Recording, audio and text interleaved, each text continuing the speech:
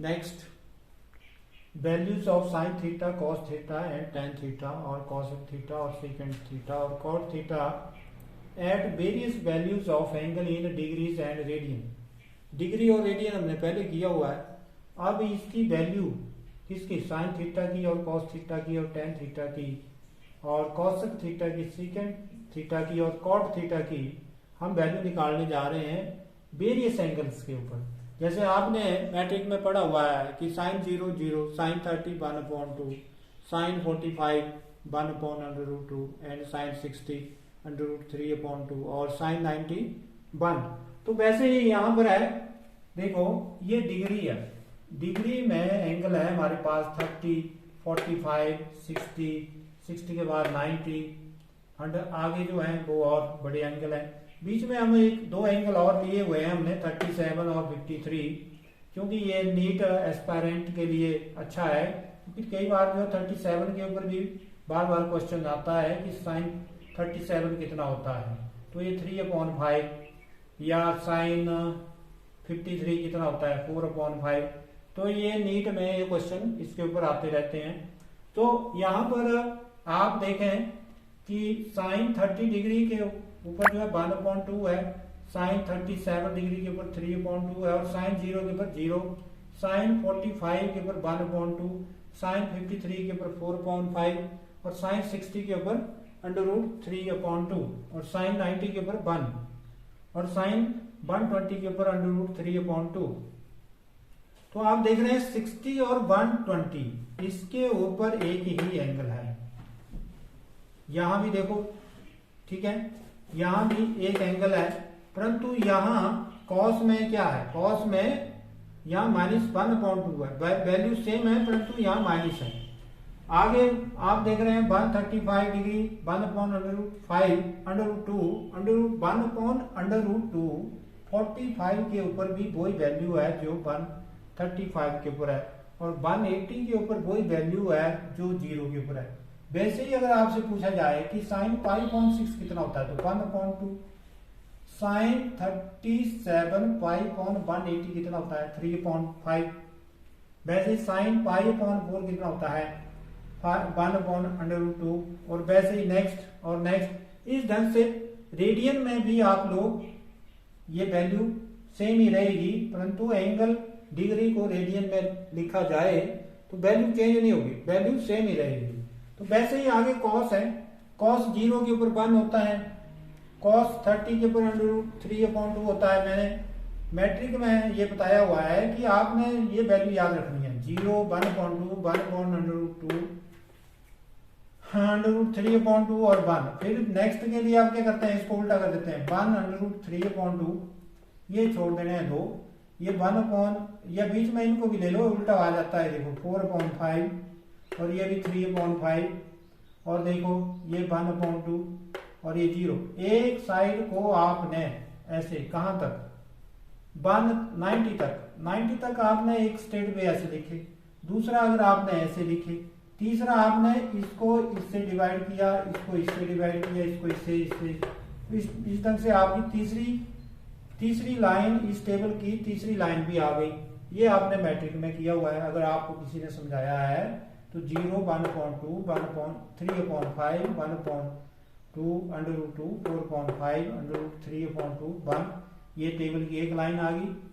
और एंगल क्या लेना है 0 30 37 45 53 60 90 और यहाँ पर आप लोगों ने उल्टा कर दिया, इसको 1 ले लिया, देखो 1 आ गया, √3/2 आ गया, 4/5 आ गया, 1/√2 आ गया, 3/5 आ गया, 1/2 आ गया और यहाँ क्या आ गया 0। और वैसे ही आप आगे आप देख रहे हैं कि यहाँ 0/1 0, ये 1/2/√3/2 दैट इज 1/√3। वैसे 3/5/4/5। तो यहाँ पर थोड़ा सा अलग है, यहाँ पर 4 होगा, यू है बट देयर इज 4, जैसे यहाँ है, जैसे 4/5/3/5 यहाँ 4/3 होगा। वैसे ही यहाँ पर √3/2 इन अपॉन, तो 2 से 2 कैंसिल, √3 आएगा, इन्फिनिटी आएगा, -√3 आएगा और -1 और 0 आएगा। तो इस ढंग से आप लोगों ने इसको ऐसे करना है। नेक्स्ट ये वैल्यू निकालने जा रहे हैं कॉस। कॉस किसका उल्टा होता है? 1 साइन का। 1/sin theta is called cos theta. तो 1/0 इज इक्वल टू इन्फिनिटी। तो कॉसक 0 क्या होगा? इन्फिनिटी। आगे देखते हैं सीकेंड किसका उल्टा होता है? 1 कॉस का। तो 1/cos की वैल्यू क्या है? 1/1 क्या है? 1। ऐसे ही tan theta 1/0 that is again infinity. वैसे ही cosec 30 1/1/2 इसका उल्टा 2/√3। और वैसे ही इसका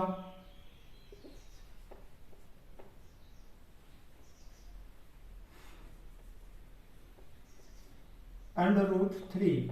और वैसे ही नेक्स्ट ये क्या हुआ? √3। और यहाँ पर 5/3 और यहाँ पर 5/4, यहाँ पर 4/3। और उसके आगे अगर आप देखें तो यहाँ पर √2 1, यहाँ पर 5/4, यहाँ पर 5/3, यहाँ पर 3/4, उल्टा कर देना इनका। यहाँ पर 2/√3 टू 1/√3 और ये 1/0 इन्फिनिटी, 1/इन्फिनिटी आई थिंक दैट इज 0। और यहाँ पर 2/√3 और यहाँ पर -2, यहाँ पर -1/√3 और यहाँ पर आपका √2 और ये -√2 और ये -1, यहाँ 1/0 इन्फिनिटी और यहाँ -1/0 इन्फिनिटी। तो ये वैल्यू आई। तो ये आपने ऐसे करना है टेबल। अब नेक्स्ट हमारे फार्मूले जो ट्रिग्नोमेट्री में या फिजिक्स में यूज होते हैं या मैथमेटिक्स में यूज होते हैं। फिजिक्स में जो यूज होने वाले फार्मूले हैं वो ये हैं cos into A plus B, cos A cos B minus sine A sine B, sine into A plus B sine A cos B plus cos A sine B, tan into A plus B tan A plus tan B upon 1 minus tan A tan B. Sine 2a क्या होता है? 2 sine ए cos ए। आगे cos 2a cos square ए minus sign square ए, cos 2a क्या होता है? 2 cos square ए minus 1 ए, cos 2a क्या होता है? 1 माइनस 2 साइन स्क्वायर ए। ये +2 में यूज होता है फार्मूला एवरेज और मीन वैल्यू ऑफ एसी में। यहाँ cos square a is equal to 1 plus cos 2a upon 2 और यहाँ 2 cos a cos b cos into A plus b plus cos into A minus B.